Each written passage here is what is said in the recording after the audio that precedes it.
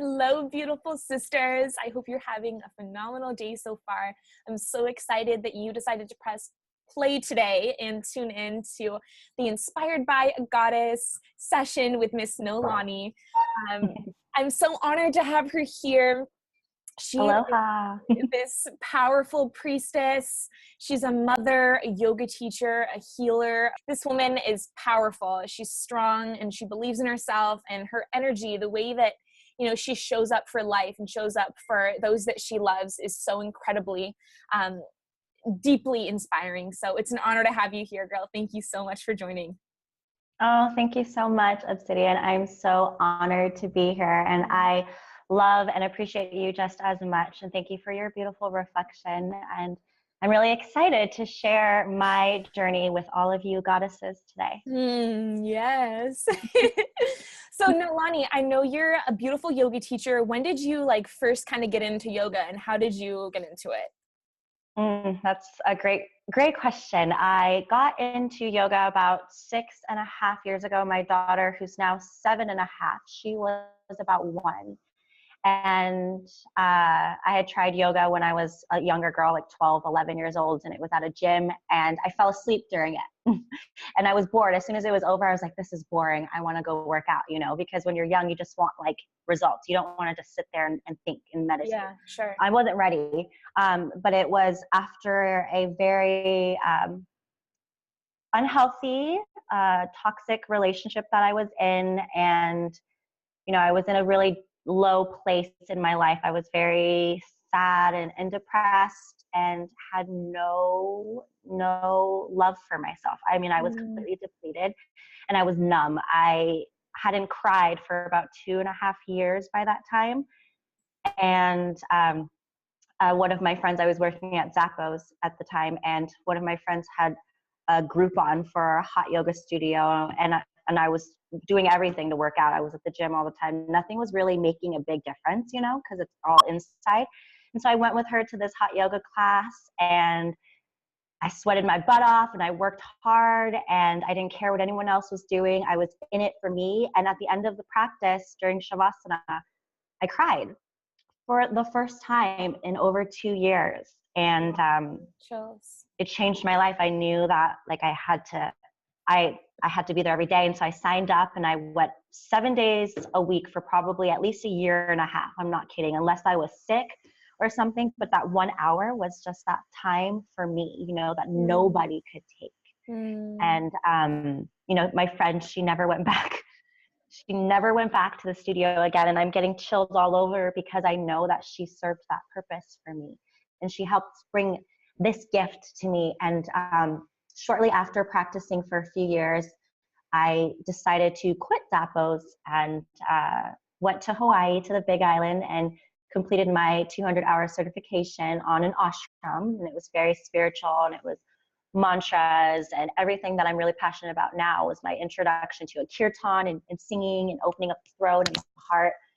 And ever since, it's been about 3.5 years, I've been teaching and really inspired to share my passion and the deeper reason why I practice yoga, not just for the body and not for the physical, but also the spiritual and the emotional healing that you can receive. And it brought me back to loving myself, and it brought me back to me. And that's why I do what I do. Wow. I love it so much. Yeah. Oh my gosh. That's amazing. And I think too, the way that you teach, because I've experienced several of your classes, is you really you distribute that passion amongst your students. You help them kind of rebirth in that hour and a half that you're teaching this class. You invite them to really go within and kind of crack themselves open and invite the light in for healing. And that's something that I receive every time I take one of your classes. And every time I do, I feel so invigorated and inspired and peaceful. And I think that's just the energy that you distribute and you contribute in your teaching. So thank you for that. It really shines through. Thank you. And thank you for that feedback, because that's my intention. Is I've taken a lot of yoga classes, and the ones that really made the difference were the ones where the teachers not only encouraged you to look within, but they also held space for you to do so. And I think that's the most important thing as a yoga teacher, as a healer in general, is to be able to hold space, not to heal them, but to allow your students to heal themselves. That's ultimately what we're doing, is giving each other the permission, giving our students permission to go within, to feel safe enough and vulnerable enough to look at the things that we normally wouldn't look at, and to discover something about us that maybe we wouldn't be given the opportunity to do so in any other circumstance. So wow, important. absolutely. I mean, so important just to really, because you can't force a horse to drink, but you can lead them to the water. And I think that yoga is a practice where you lead your students to the water and you allow them to take what they need. So that's beautiful. So you're a mother, and you say you have a 7.5-year-old Madison, right? I've met her several times. She's absolutely beautiful. What's it like being a mother, and also a yoga teacher and a healer? And how do you what do you teach her about spirituality? How do you raise her? Oh, that's a great question. It's the biggest blessing to be a mother. And it's so funny because I was just thinking about that this morning after I dropped her off, is I really chose to be a mother in this lifetime for a reason. And, in addition to yoga helping me heal myself, my daughter was the biggest blessing. She is still to this day one of my biggest teachers. She teaches me how to love unconditionally. She teaches me compassion. She teaches me kindness. She teaches me joy and happiness and fun. She loves everything I love to do as a child: singing, dancing, performing, acting, all these things. But I was shy. I allowed my family and friends and people around me, their opinions, to, diminish my light. And she doesn't do that. She is very confident, and she will be out there and open and loving, and she does not care who's looking at her. And, when she was 2, and there were times where I would find myself, I'd like to keep myself together as much as possible, but we are only human. And as strong as I like to pretend I am always, I still cry. I still break down. And in those moments where I found myself vulnerable, she would take me, her little 2-year-old self would put me on her belly and rub my head and tell me, "It's okay, mommy. It's okay. It's okay." She's a Cancer. And so she's naturally so loving and all about home and family and comfort. And so I know she was a mother of mine. She was my mom in another lifetime. And sometimes she'll still talk to me like she's my mom. She'll tell me not to wear something because too much skin is showing, or she'll tell me to go change, and she cracks me up. But I love her so much. And to be her mother is much more than just being her mother. We are friends. We're sisters. She is my sister. And I tell her that every day, and she tells me that every day. She's my best friend, and she always will be. And it's such an honor to have her next to me, have her by my side in this journey together of growth and spirituality. And when it comes to how I raise her to be very free and to be very open, and to know that she can be safe, and she is safe to express herself, to feel how she wants to feel. We talk about everything. We watch shows where there might be intimacy and sex happening, and we'll talk about it. And I want her to know, instead of, me and my mother, I love her so much. I love you, Mom, and I don't blame you for anything, but, my mom has gone through a lot. And so, the ways that maybe I needed that mother, that connection, I didn't have, and that's okay. I don't blame her, I've done a lot of growth and healing in that way. But I want to make sure that my daughter's relationship with me is much different. And so it's very open, and it's very communicative, and it's very expressive. And so no matter what's going on, we talk about it, and we move through it together. And, she comes with me to my yoga classes a lot. And though, her attention span isn't always there, she's getting older now where she's more interested. I'm actually going to be teaching yoga at her school come January for her. Yeah, for her after school program, and all of her friends are going to be taking the class, and she's excited. She said she's going to co-teach with me, and I know she will because I used to teach at Lululemon, and she would come with me when she was 3, and she'd walk around with the essential oils and spray people and go to little kids, little girls, and when they're in child's pose, and she would, gently touch their back and tell them to relax and to sink deeper. Wow. And so she's a natural yogi. She's a natural teacher and natural healer. And I really do believe, much more than the cliche, that children are our future. Like they they are the masters. They are our teachers, and we are meant to learn from them.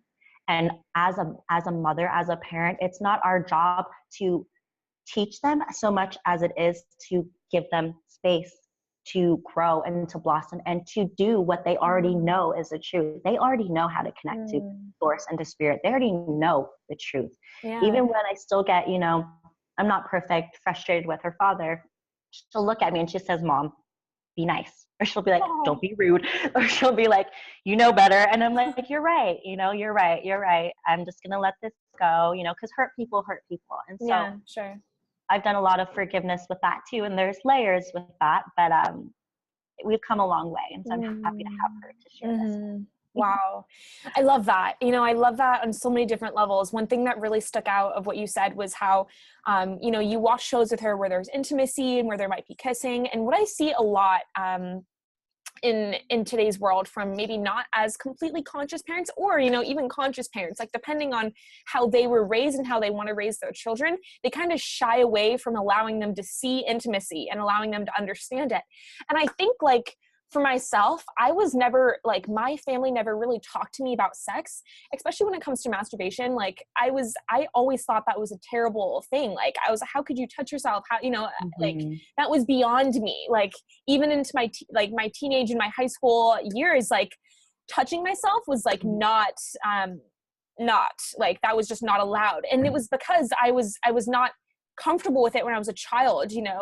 My eyes would be hid and from when like this was on TV or all of that. So I think that's really, really important to help our children understand like sacred sexuality and, sensuality with yourself in a very healthy, balanced way. Absolutely. And it's so perfect, of course, that you talk about this, because this is something that is also very passionate, that not many people know about me. Some do, but I am very, very passionate about sacred sexuality and tantra. And I do teach a certain type of hatha tantra, which is very much just the spiritual aspect of tantra, and the intimacy between our body and our breath, right? Because we are sentient beings, and so we are spiritual beings having a human experience. So we chose to come into these bodies, these forms, to feel, to touch, to taste, to smell, to see. And if we are disconnected, if we are numb from that, then we don't really understand the truth and the healing that's behind it. And, we live in Las Vegas, which is probably one of the most, if not the most, sexual city in the world, and unbalanced, because sexuality is not a bad thing. Sexuality is the natural thing. Sexuality is the most powerful creative force. If you think about it, is through sexual energy that we are able to create not only things but children, right? We create children through sexuality. And I have experienced a lot of abuse in that way. Most of it was as an adult and recently just in my relationships. And I do think most women, if not every single one of us, has experienced sexual abuse in one way or another. And it's as simple as being with a boyfriend and you saying you don't want to, and him saying, yes, you do. And then you just going through with it because, he's your boyfriend and you love him. That right there is boundaries being crossed, and that's abuse. And we're conditioned that way in society, and especially in America. And we're seeing that in a big way unfolding with this whole #MeToo movement coming on. And really, it's like the Tower card in the tarot deck. Everything's falling apart in order for us to see what was always there. And then we can now heal from it. And that's what that relationship did for me. It just brought everything to the surface that was already within me, that was already within the lineage of my family, my mom, my grandmother, my great-grandmother, all the women in my life, in my family, and me choosing to stop and to break that cycle. And so I do teach Tantra in a very sacred kind of way. And it has to do with breath work, and it has to do with consensual touch and sacred touch and speaking. And it's not like a sexual thing where you're touching each other's, sacred parts, but you're just learning to connect, and not just with a partner, but with yourself. It's really funny you bring up the masturbation thing too, because I was raised in a different kind of way, where my parents were very open, not with us, but like I would find toys and stuff in their closet, and it was kind of, and in both of my parents were very much, I don't think they either one of them really knew what it meant to be faithful. So I was always surrounded by other women and drama, and it was just from the age of 4 that I can remember. Everything before that age, I've completely blacked out for one reason or another. But it was no wonder why I would always attract partners who were promiscuous in one way or another, whether they were cheating. But that didn't really happen until the recent relationship. But it was like just flirting or inappropriate texts or friends. This is something that I've experienced in the last week is insecurities I have with girlfriends of mine because of friends in the past, either going after boyfriends or, little things like that are deep-rooted wounds that are still coming up for me to show me like, oh, okay, I still have this going on. But instead of blaming or projecting my wounds onto a partner or onto someone else, I'm now really going in and saying, you know what is the root here? What is this work? And so I probably filled up this journal with like 10 pages every single day this whole week I've been sick. I've been like writing and just, and then falling asleep because I know I'm integrating, and then waking up feeling lighter, and then seeing right away my partner or someone reflecting the shift I made, But masturbation is the most natural thing. Like, as women, we're conditioned to not love our bodies, to feel shame for our bodies, to not want to touch ourselves. And it's like, how can we expect a partner to know what we want or what feels good to us if we don't know ourselves? If we feel shame about our own body, then of course they're not going to ever fulfill our needs or our desires. So it always starts with us, whether it's sex or whether it's money or whatever, it always comes back to us. Always. Oh yeah. Beautiful. I love it. I love it. And I'm just so inspired, and I feel so great talking to you, because it's just, even when you were talking about how, you've been going through this heap these past few days, and you've been deeply feeling yourself and what you're moving through, and you're allowing yourself to write and to process like the depth of that. Like, it's not just your body that's going through something, but it's like your spirit that's ready to release and let go. Yeah. So you're integrating by writing this all down, and then you wake up and you feel lighter, and your partner and your family, they can feel your changes and they reflect that. I think that's really powerful. And for those of you that are watching and, you find that sometimes you have a difficult time processing your emotions or processing really what's going on when you're sick, because a lot of times when we're sick, it's something in our spirit that needs to be looked at or twisted or altered a little bit, so maybe taking with you, when you're going through something, regardless of what it is, allow yourself to process it through the written word, through dance, through whatever, whatever you need to do. But I really think, crying. Yes. Let yourself cry. Yeah. And that's been a huge lesson for you too, because you went so long without crying, and then you let yourself cry. And that was one of the most healing moments for you, I'm sure. Absolutely. And I let my body go numb too, because I was literally getting forced upon every single day in the relationship I was with. And instead of feeling safe enough or courageous enough to leave, because I didn't, this person had control of my mind, and it wasn't, he took it, I gave it to him. I literally gave it to him because all I wanted was to experience real love. And so when this person said they loved me so much. And they told me, you know, to get rid of my family. I'm your family now. And I willingly gave it away because all I wanted was a man. My dad left our family when I was in high school, and my dad was always gone.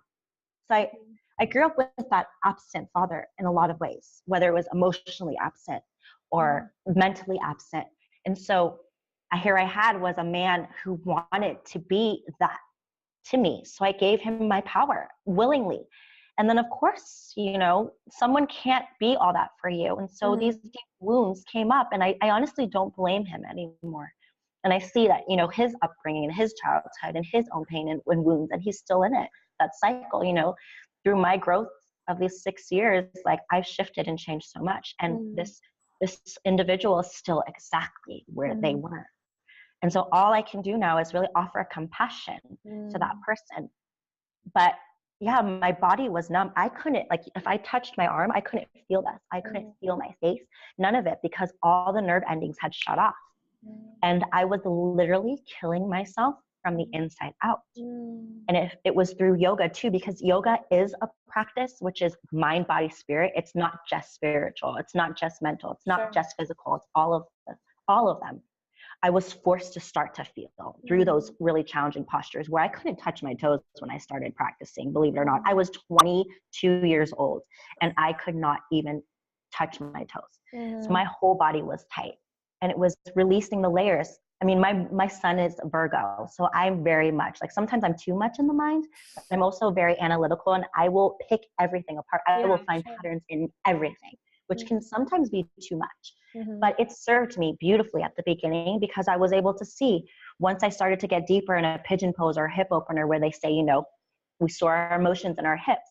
I would open up in a yoga practice, and then those next few days afterwards, I would see all these emotions would come out. And then I would see the pattern. And then after I practiced yoga for maybe 6 months, I just started crying all day, every day. For like a good year and a half, I was crying all of the time because I was releasing so much. And of course, my partner would just make fun of me and laugh at me. But I didn't let that get to me, because I knew that hour, I would just pray and wait for the next day where I'd have that 1 hour of that practice to myself, where I felt safe, where I felt okay to be free to share myself, to cry in a practice. And with the teachers that would say, it's okay to cry, it's okay to let yourself feel. Those were the teachers that helped me get to where I am today. And crying is such a beautiful form of releasing and purification and cleansing. It's water. And what is water but flow? And we have to let our emotions flow. We're 80% water. We are made up of water. And so we have to let ourselves feel. So now I'm like, when I cry, I'm just like, yes, I'm so happy. This morning I cried about my mother. Like, we talked about this, and I made that realization where I was like, you know, I love you, Mom, and I don't blame you at all. And I just literally, while I was like brushing my hair out of the shower, I just started crying, and I released, and I was so happy. And then what happened immediately after, my mom texted me immediately after. I haven't talked to her in about 2 weeks, and boom, it's that quick. It's that instant. When we allow ourselves to release and let go, then boom, all that energy, all that love that we've been desiring, it's all coming to us, and we put up the blocks. We hold it back from us for one reason or another. And so when we allow ourselves to just let it go, then we allow that flow, abundance, love to flow to us. That easy, that simple.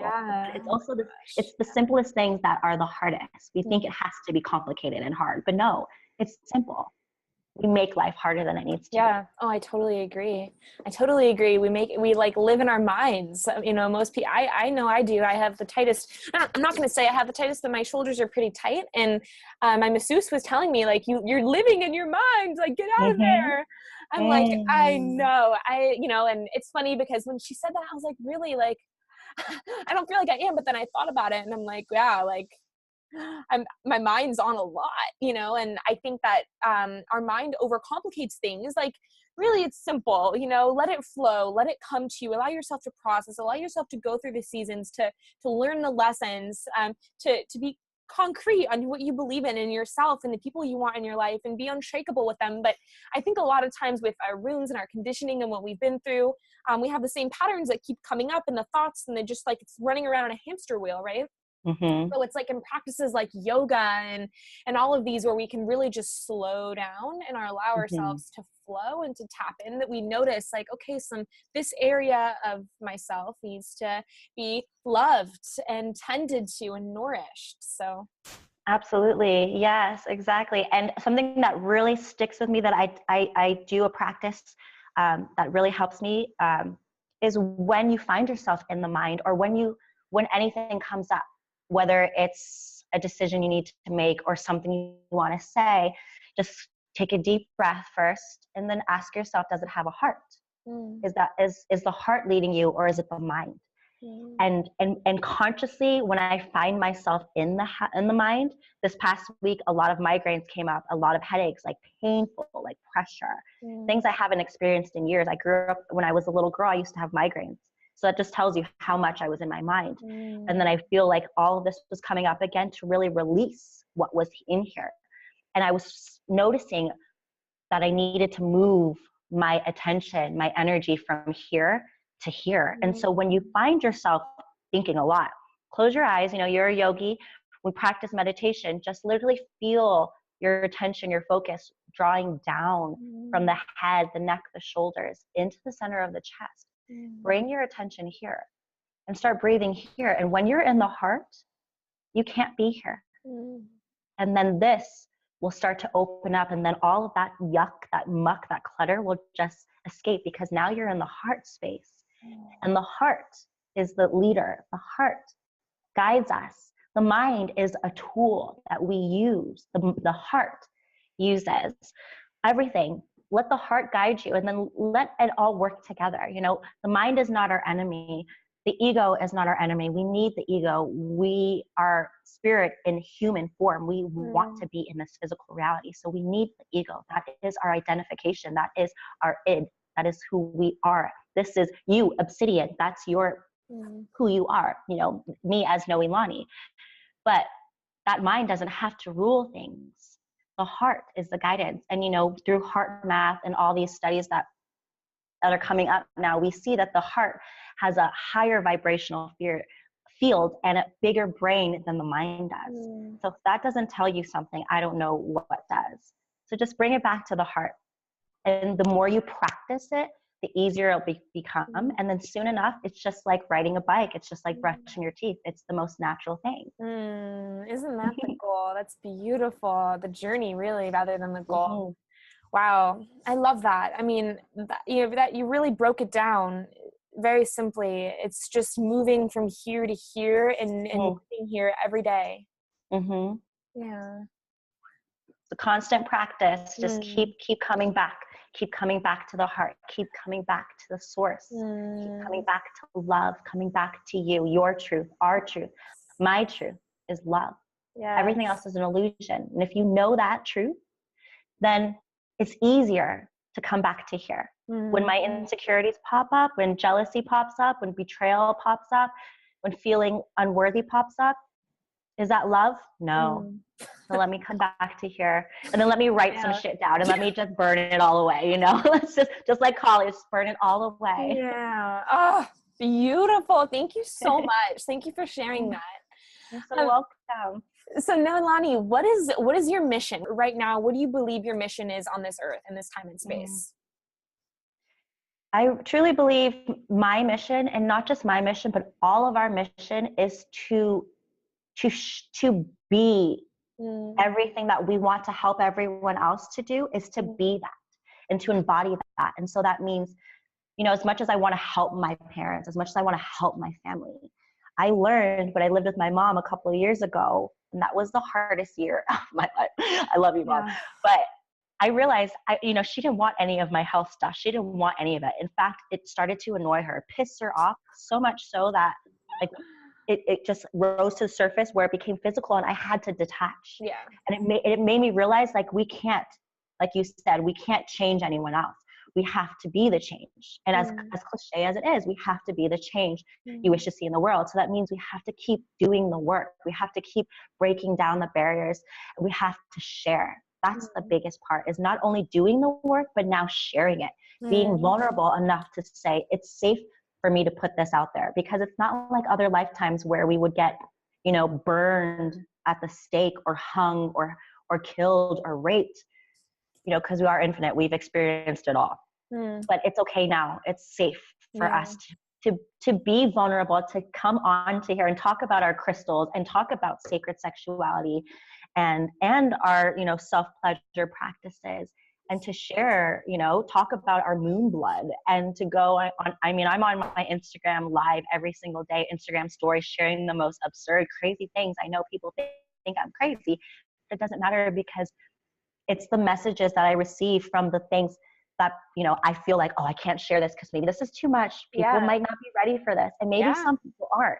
But even just knowing that one person is ready for it, you're changing the world. And it starts with that seed, being able to plant that seed, whether I'm teaching yoga or I'm sharing conscious music or mantra or blogging or vlogging with you.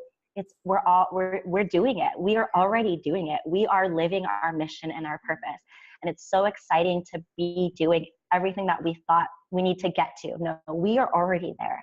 So we might as well enjoy it and have fun too. And to say, you know what, you can do what you love and enjoy it and have fun. And you don't have to be miserable working a 9 to 5 just to make money or to survive. You can enjoy your life. You can have your cake and eat it too. And it's going to come with, some deep work that you have to do it. And that, I don't know if that will ever end. Maybe one day, maybe it won't be in this lifetime, but we know what we can do. And so I think I'm already doing it. You're already doing it. And so just to keep doing what we're doing and to keep coming back to loving ourselves, because if people see that I truly love myself, then they want to also love themselves too. And they want to do whatever they can to experience this type of deep, radical self-love. Oh yeah. Yes. Yes. Game on. Yes. Game on. Thank you so freaking much for being here today and sharing all of this juicy nectar. I'm so excited to share it with our tribe and to inspire all of these people, all of these goddesses, all of these gods to really rise and to claim their birthright. Yes. Oh my God. It is such an honor. I feel so liberated and so free and so open right now. I mean, you're helping me heal, being able to share and to feel safe to share. And so thank you for allowing me to be in this space and to give me this platform to, maybe plant a seed or 2 or 3 that will really allow our brothers and sisters to know their worth and their power, because I am no different than you and I are no different than anybody else on this planet. We are literally all the same. We're beautiful reflections of each other, and we're all pure source, love and light and divinity. And so thank you so much, Obsidian. I love you. And I love you like I love myself. So thank you. What a sacred blessing. I love it. So Miss Noelani, how can our viewers, if they're inspired by everything you shared, how can they find you? How can they locate your yoga classes? What's your information? Yes. So if you feel called to connect with me, I would love to connect with you. You can find me on Instagram, Snapchat, Twitter.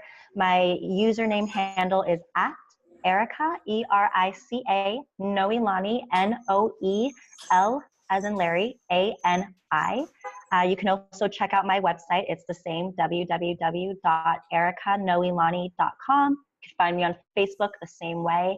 I would absolutely love to connect with you. You can find me on YouTube as well. And definitely look out for more videos, as I will be sharing a lot more in the next and the rest of this lifetime, and many more to come. Absolutely. Well, I will make sure that everybody knows exactly where to find you. And I'm so honored to have you here, girl. So I love you, and thank you. Oh, thank you. I love you. Thank you. So much love to all of you. Namaste and aloha. Namaste. Bye.